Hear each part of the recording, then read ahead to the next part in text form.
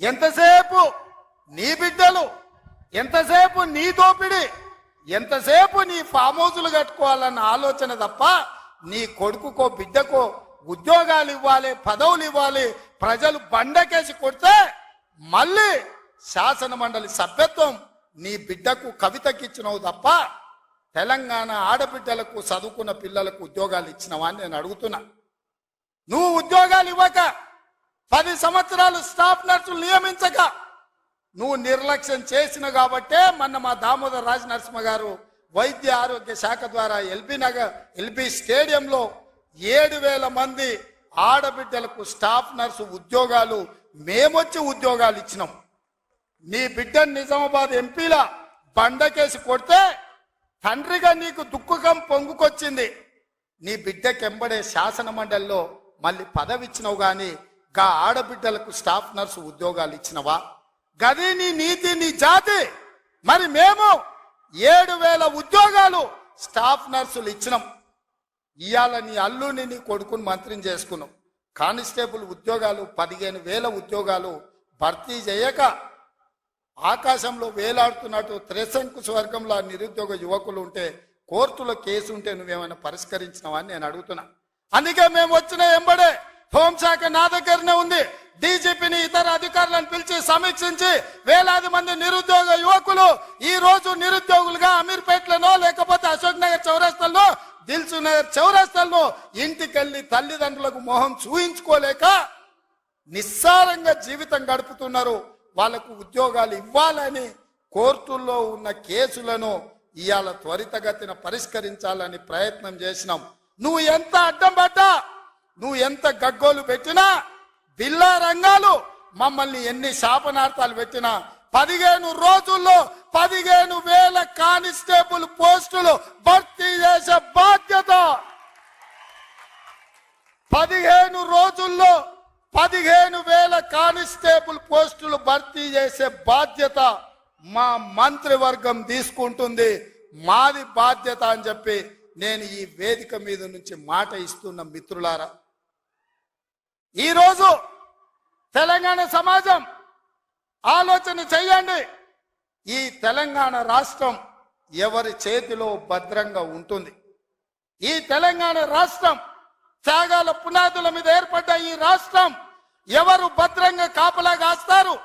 ఎవరు భద్రంగా ఈ రాష్ట్రాన్ని అభివృద్ధి పదం వైపు నడిపిస్తారో మీరు ఆలోచన చెయ్యండి. మేము వచ్చే 60 రోజులు కానే లేదు, 2 నెలలు ఇంకా పూర్తి కాలే. 7 తారీఖు వస్తే 2 నెలలు, 7 తారీఖు ఇంకా 5 రోజులు తక్కువనే ఉంది. అప్పుడే 6 గ్యారెంటీలు అమలు చేయలేదంటాడు సన్నాసుడు. ఆయనతోని శాత కాదు ఎట్లా చేయడంటాడు. పిల్లి శాపనార్థాలకు ఉట్టి దిగిపడుతుందా? ఇలా పొంకనాలు కాకపోతే 10 ఏళ్లలో మీరు ఏనాడైనా పేదవాళ్ళ ఇంటికి 200 యూనిట్ల ఉచిత కరెంట్ ఇవ్వాలన్న ఆలోచన చేసినవా? పేదవాడు ఆత్మగౌరవంతో బ్రతకాలి అంటే ఇందిరమ్మ ఇండ్లు ఇవ్వాలన్న ఆలోచన ఏనాడైనా చేసినవా? ఆరోగ్యశ్రీ పథకాన్ని నిర్వీర్యం చేసినావు. 10 లక్షల రూపాయలు వాళ్ళకి ఇన్సూరెన్స్ ఇవ్వాలన్న ఆలోచన ఏనాడైనా చేసినవా? ఇవాళ అందుకే ఆడబిడ్డల్ని ఆదుకోవడానికి 500 రూపాయలకు సిలిండర్ ఇచ్చి ఆడబిడ్డల్ని ఆదుకోవాలి, కట్టెలపై కష్టాల నుంచి వాళ్ళని కాపాడాలి అని తొందరలోనే మా ఆడబిడ్డల కోసం 500 రూపాయలకి ఇంటింటికి సిలిండర్ ఇచ్చే బాధ్యత మా మంత్రివర్గం తీసుకున్నది. 1,00,000 మంది ఆడబిడ్డలతోని ప్రియాంక గాంధీ గారిని రప్పించి 1,00,000 మంది ఆడబిడ్డల సమక్షంలో సిలిండర్ 500 రూపాయల కార్యక్రమాన్ని తొందరలోనే మీ ప్రభుత్వం మన ప్రభుత్వం తీసుకోబోతుంది అని చెప్పి మా మిత్రులందరికీ నేను చెప్పదలుచుకున్నా. అదేవిధంగా మిత్రులారా, ఇంటికి ఉచిత కరెంటు 200 యూనిట్ల వరకు ఇస్తామని ఆనాడు చెప్పినాం. పోయిన సంవత్సరం ఎవరెవరు ఎంతెంత వాళ్ళ ఇంటికి కరెంటు వాడినరో ఆ లెక్క కట్టి ప్రతి ఇంటికి తెల్ల రేషన్ కార్డు ఉన్న వాళ్లకు 200 యూనిట్ల వరకు తొందరలోనే ఉచిత కరెంటు మీ ఇంటికి ఇచ్చే బాధ్యత, మీ కుటుంబాలను ఆదుకునే బాధ్యత మన ప్రభుత్వం తీసుకుంటుంది, పేదల ప్రభుత్వం తీసుకుంటుంది. ఆ ఎల్లా ప్రగతి భవన్ అనే పేరు మీద పెద్ద గడిని నిర్మించుకొని కష్టాలు చెప్పాలి అని గద్దరన్న పోతే ఎర్రటెండకు మిట్ట మధ్యాహ్నం 3 గంటలు నీ గేటు దగ్గర నించోబెట్టినావు కదా కేసీఆర్, ఈ పాపం ఊరికెపోతుందా అని నేను అడుగుతున్నా.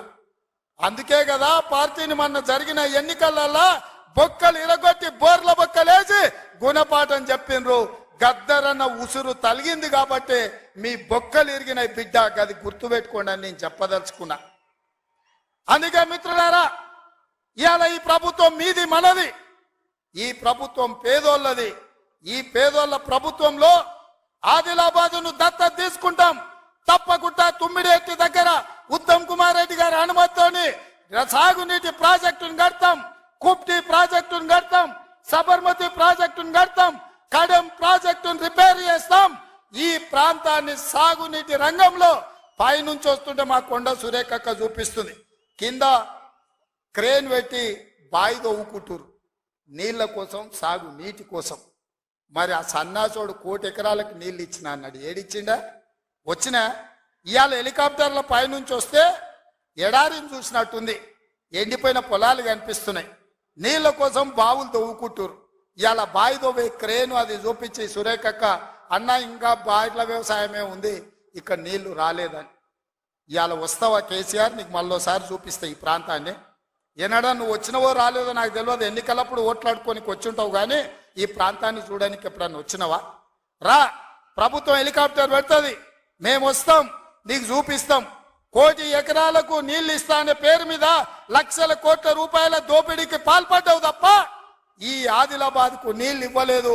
అందుకే ఈ ప్రాంతాన్ని సస్యశ్యామలం చేయడానికి సాగునీటి ప్రాజెక్టులను కట్టే బాధ్యత మా పార్టీ తీసుకుంటుంది, మా ప్రభుత్వం తీసుకుంటుంది.